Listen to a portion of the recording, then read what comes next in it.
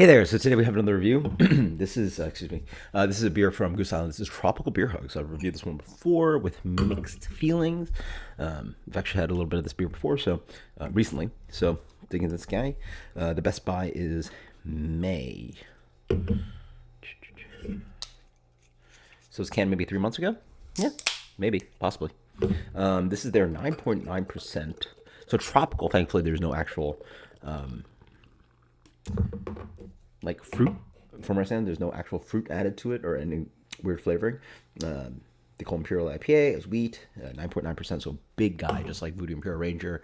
Obviously, the goal is to compete with Voodoo Imperial Ranger, the number one selling IPA in the country, and it has the same hops as the Neon Beer Hug, but with a couple more hops on top of that. So this beer comes a little bit darker, yeah. So higher ABV, a little bit, maybe a little bit of crystal malt or honey malt or something in there. Gives it a bit of just kind of like a light to medium gold, like leaning on light gold versus like the Neon Beer Hug was a little paler, so maybe medium gold color, right? Wonderful tight head on that. Smells dank. Not very explosive on the nose, but smells like Pacific Northwest to me, or Portland. So I'm going diesel, weed, cat pee, like the dank side. A little bit of berry note. So I don't believe mosaic is in here, but it comes off like there's mosaic in here. Oh, sorry, it is.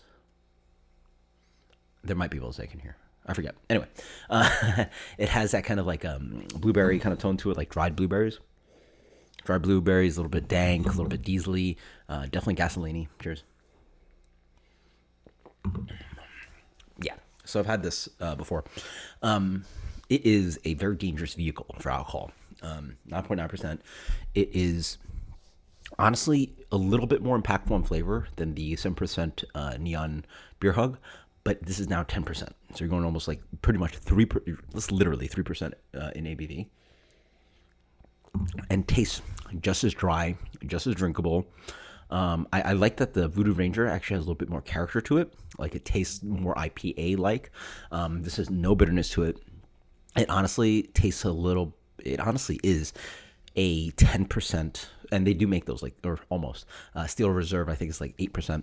It's pretty much a hoppy malt liquor. There's almost no character to this thing. It almost seems like they use a lager yeast. There's so little kind of expression of hops, malts, yeast, water. Like they tampered everything down. So it's diesely, gasoline-y, a little bit of berry fruit, but it's just, man, you can just taste the booze like woof. It's a big boy. I believe they might even make stovepipes of this, which are 19.2 ounce cans, which is just dangerous. Like in my math, that puts you at. We're going at 2, 3, 4. Sorry, 19 times 10 on 190. So 10, 60. So that's like 3. Sorry. I'm trying to do some. So 19 ounces times 10% ABV puts you at 190, right? So in my math, let's say you drink a light beer. So we're talking, well, maybe let's just drink a full strength beer, like, Bud Heavy, 5% times 1260. So pretty much in that one can, you're having over 3 beers, like almost 3.5, or towards 3.5. But yeah, I mean, I'm drinking 2 full beers in this one can. The big issue with this beer is just really lack of character and the boozy. I mean, excuse me, for the sake of just what it is what it is. But man, it is boozy. It's actually a little bit. It's super dangerous. I will say, like the cheeks are getting warm. Like it is a dangerous beer. It has more flavor than the Neon Beer Hug, but I want to say, like, it just lacks character again. So I think I like it more than Neon Beer Hug. It probably has a little bit more utility. Like you're getting 1.5 times more alcohol instead of 7 to 10, right? So for 10%, like this is dumb. Like the fact that you could buy this at BOGO right now at Publix for $13, you can get 12 cans of a 10% beer. In what world do we live in that's acceptable or like safe?